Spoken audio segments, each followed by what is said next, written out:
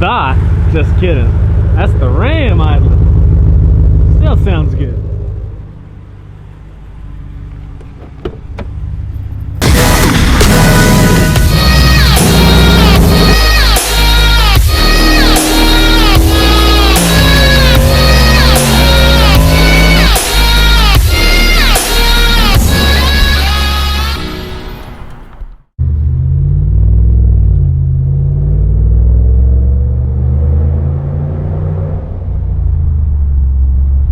What is going on, guys? Welcome back to the channel. Today we've got some Jeep Gladiator news. So I know a lot of people don't have Facebook or Instagram that are actually on YouTube, which it seems weird to me, but YouTube's demographic is a lot larger than Facebook and Instagram, which is pretty crazy. But anyway, so I feel that not everyone sees everything that's on Facebook. Plus, Facebook gets really annoying sometimes. Like, people just share and share and share and don't know when to stop sharing. So anyways, because of Facebook, though, I found this out. It was on a couple Jeep forums, but if you guys haven't seen a Jeep Gladiator, so a train carrying a bunch of Jeep Gladiators and actually is carrying some GMC and some Chevrolet trucks, actually derailed in Caliente, Nevada, which is somewhere like an hour, was it like an hour south of St. George, Utah? Or the train was an hour south of St. George, Utah. Anyways, not the point. The point is that this train derailed, and I think it was 33 of the little car trailers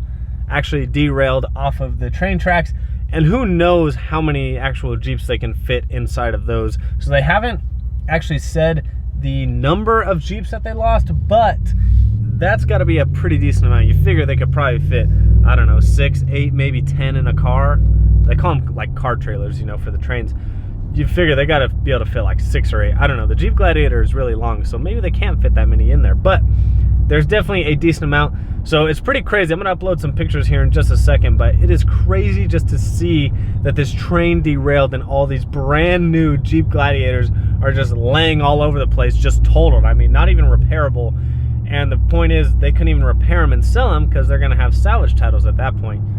But what's kind of shitty is that dealerships aren't just carrying a bunch of Jeep Gladiators right now because the Jeep Gladiator is so new.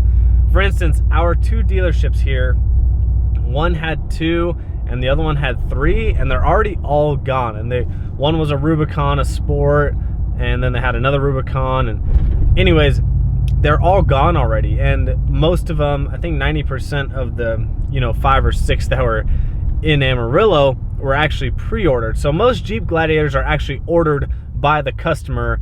Dealerships aren't just ordering them for their dealerships just to have them, because they can't just have a bunch of Jeep Gladiators sitting around, such as the Wranglers. And there also was some Wranglers on this train also, which is pretty crazy. But anyways, if you've ordered a Jeep Gladiator and it was on that train, that's pretty shitty, because now you're going to be waiting a much longer time, because we're still out there cleaning that mess up.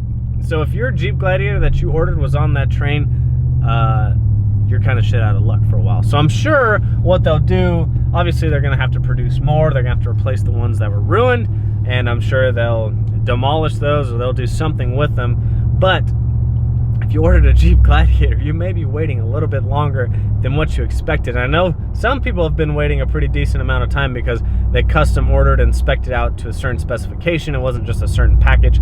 They wanted specific pieces for the Gladiators. So they've already been waiting a certain amount of time. And well, yours was on the train, and well, now it's off the train and not in your garage where it should be. So that's unfortunate for some new Jeep Gladiator owners and new Jeep Wrangler owners.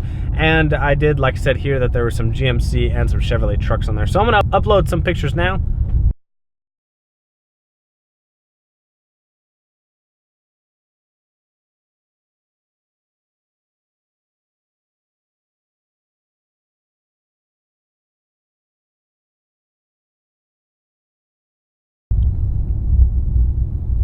So hopefully you guys enjoyed those pictures. Pretty crazy to see something like that even happen. But you got to remember, like, it's still real world stuff that happens. I mean, it's a train. Any of that shit could happen all the time. It's just you try and minimize the amount of times that stuff actually happens. Because there was a train that was carrying like a bunch of BMWs not too long ago, and that derailed, and they lost like 100 and some BMWs. Pretty crazy. But it's just crazy to see that a Jeep Gladiator was just released, and now a bunch of them just fell off the train. So if you did order a Jeep Gladiator, just make sure you're a little more patient.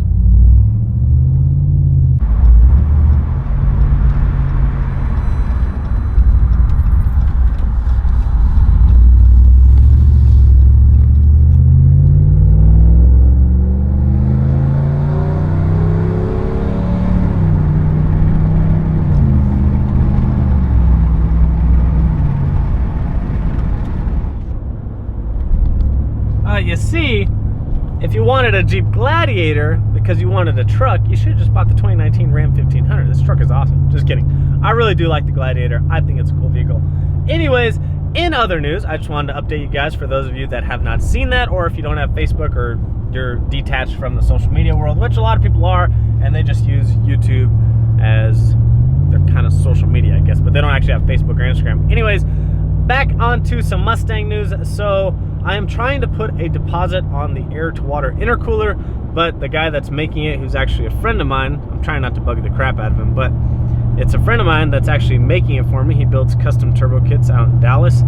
He has not sent me an invoice yet for the air-to-water, and so I've been waiting for him to send me the invoice. That way I can pay the deposit on it, and I'm probably going to just pay it in full. That way maybe he'll be more incentivized to finish it on time. I don't know, but hopefully I should be ordering that today or tomorrow. I was supposed to have it already ordered on Monday because that's when I told him I was going to do it, and it's now Thursday.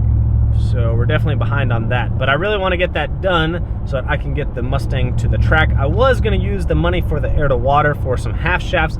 Now that money has gone to an air-to-water, so when I take the Mustang to the track, I'm most likely going to break the stock half shafts because people break them when they're stock, and they're just one of the weakest links. So unfortunately, half shafts are going to have to wait. But the good thing is I do have a friend, Matt, that has a spare set of stock half shafts. So if I do break some at the track, I can always just replace them with the stock ones, and at least I'll still be able to drive the car around until I get some upgraded half shafts.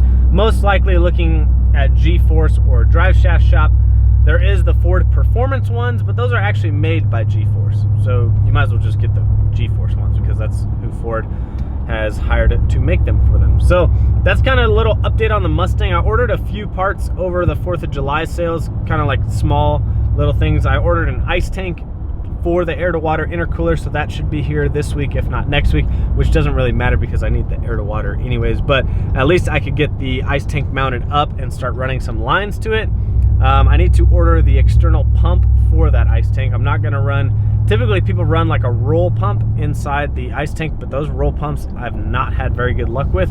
So I'll be getting an external pump such as like a Davy Craig or the EWP. Those are really good external pumps that flow a lot more than the roll anyways, and they last a lot longer. So I need to order the external pump and then get some hose and start running that stuff. And I really just need the air-to-water to be ordered and actually come in, because the thing is, once he orders, he's got to order the 2 intercooler cores and then build the air-to-water intercooler around that. So we're talking a good 2 to 3 weeks away from today.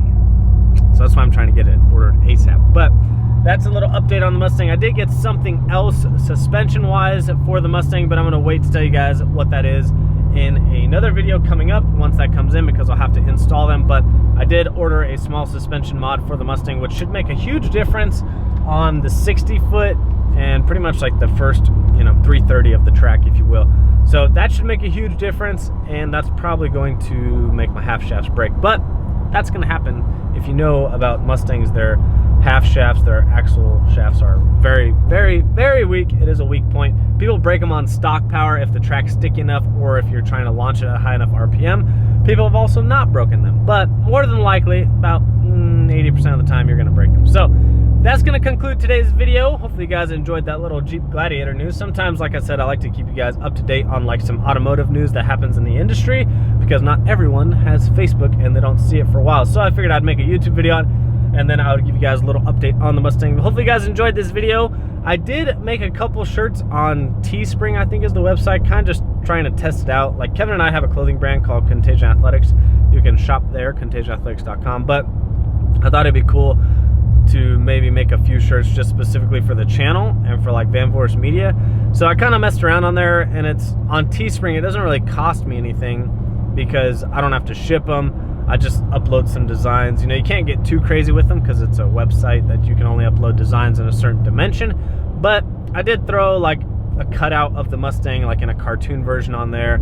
I threw a couple Van Vorst Media logos on there just to see what it would look like. So if you guys wouldn't mind, go check that out and just let me know what you think of it. I need to order some myself to kind of see the quality, but I chose the more expensive ones, so hopefully they're a little bit better quality. But if you guys are interested, you could pick one up. The link is in the description below. But if you guys wouldn't mind, let me know what you think of them, or if you have any ideas, and I'll definitely put them on a shirt, because like I said, it doesn't cost me any money. Teespring makes all the profit off of you guys when you buy something, and then they kick me like a little bitty profit. So hopefully you guys enjoyed that video. Make sure you comment, like, subscribe, follow me on Instagram and Snapchat, Vanby39, and I will see you guys on the next one.